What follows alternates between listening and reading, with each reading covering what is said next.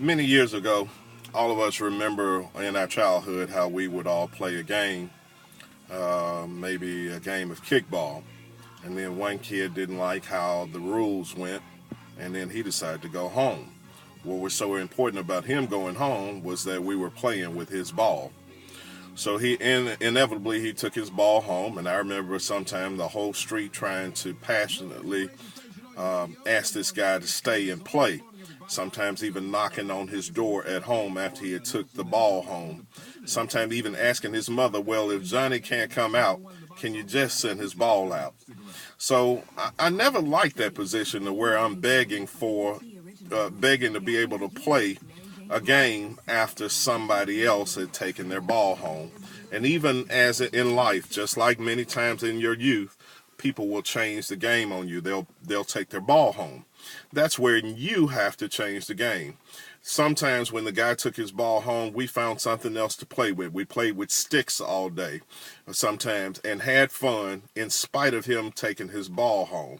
Sometimes somebody even went out and bought their own ball again so we could retain play. You got to change the game, folks.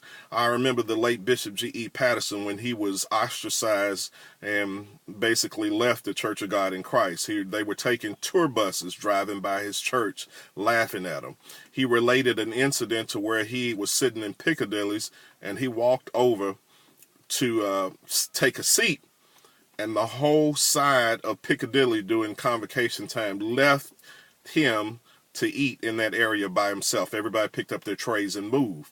But Bishop G.E. Patterson changed the game. He found a way through his media ministry. It changed the game for him. My uncle pastors a church here. They were actually the first full gospel Baptist church incorporated in the state of Tennessee. And long before Bishop Paul Morton came with his movement, my uncle was a full gospel Baptist. So instantly, all of the Baptist guys stopped playing with him. They wouldn't let him come and chill with them. You were taboo or you were blackballed if you even went or had him in your premises. But my uncle said the Lord kept giving him innovative ideas to keep pushing, and inevitably they need to come back to him for some of the sources and some of the funds and programs that he found. You got to change the game. People can always change the rules in you. They can ostracize you. They can cancel you out. But, you got to change the game. It's amazing that when Joseph was sold into slavery by his brothers, the very ones that did him wrong, his assignment was to save the very people that had cut him out or ostracize him.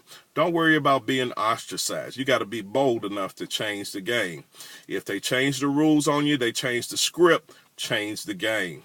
I was thinking about some of the times I've come up in a denominational setting, was faithful for a good season, and yet sometimes I found over and over that they would rather have a guy that can't preach his way out of a wet paper bag than me.